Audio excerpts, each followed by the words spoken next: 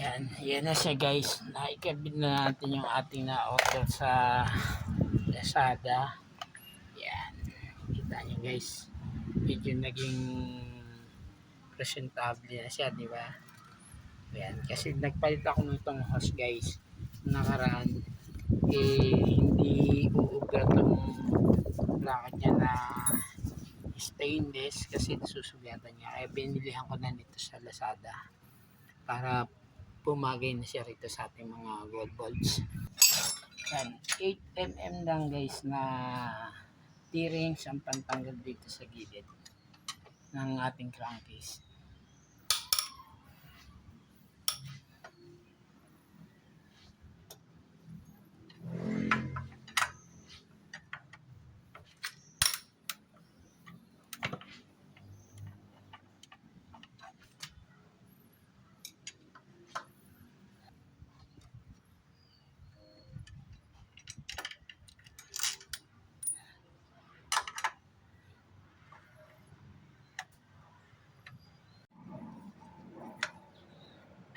Yun. So guys, tanggalan natin ang crankcase. Yan. Tapos, after nyan guys, itong dalawang tornilyo na to. Itong sa clutch bell is size niyan ay 19. Yan. Yan dito guys. Tapos itong sa may pulley is 22.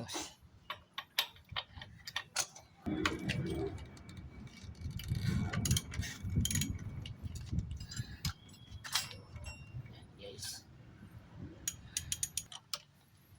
Yun.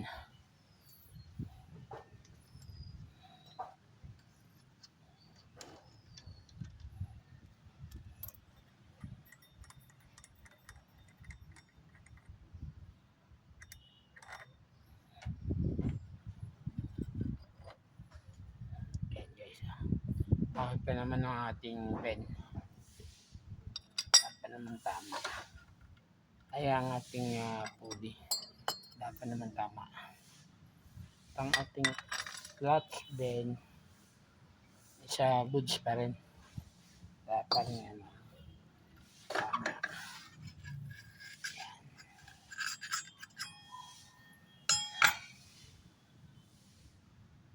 Yung belt ko guys, may konting crack na siya.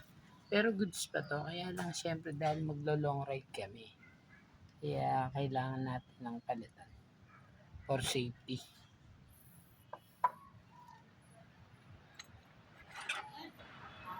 Yan.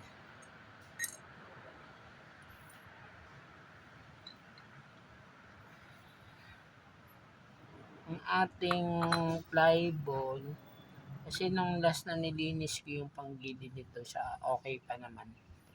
Yan, wala pa rin tama. Original yan guys. Lahat ng ginagamit ko na sa mga puro stock ng Honda. Original. Slide ang bushing guys na sa pagitan ng ating pulley sa okay pa naman din. Guys, pakita ko sa inyo. So, goods na goods pa siya. Ayan. Pakita ang ating pulley. Ayan. So, ito ng ating bagong belt.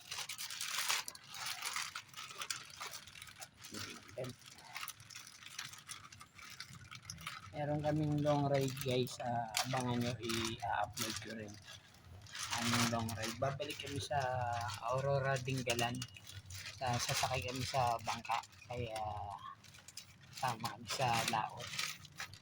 At i-vlog ko rin yung guys yung ating punta sa Dingalan at saka sa pagsakay sa bangka. Okay, so Honda original genuine siya. Ito yung luma guys, tanya. Para sa pares, diba? Talagang stock ng Honda Click.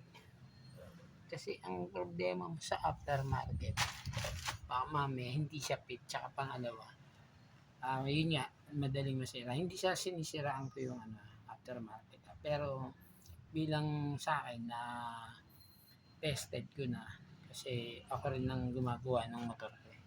Hindi ko naman pinagagalaw sa mekaniko to eh.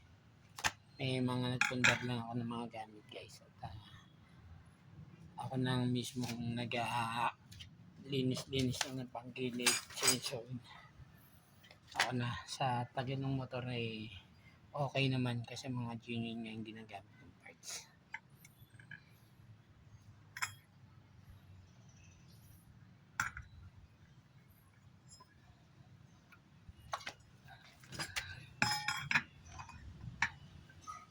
Pipit lang siya ng konti dyan guys para hindi mahirap salpak ang puti kasi bagong-bago nga.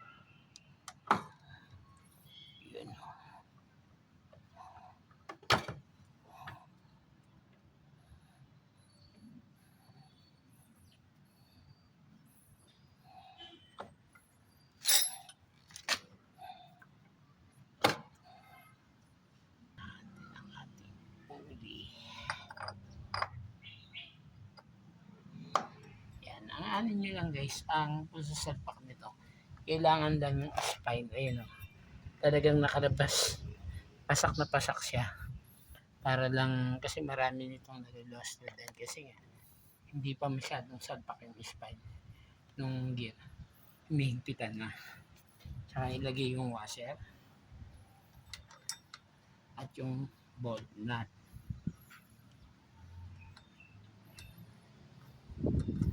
Ito ako sa inyo mamaya guys hanggang sa paganda nito. Ayan na nga guys, at napalitan na natin ang air filter, ang belt. Ito yung lumang air filter belt, tapos na change oil ko na rin. Ayan, na change oil ko na rin, salin ko lang eh. So panda rin na natin siya guys para makita nyo ng ating tahimik na makina. Yan. Yan siya guys pagka bagong start. 2019 model guys. Yan natin si Pongkan. Wala pang linis. Mamaya after ko siyang mapainit dahil bagong palit ng langis. Bagong engine change oil. Belt. Kaya asan yung lumang belt. Ito yung lumang belt. At air filter. Bago. Yan siya guys.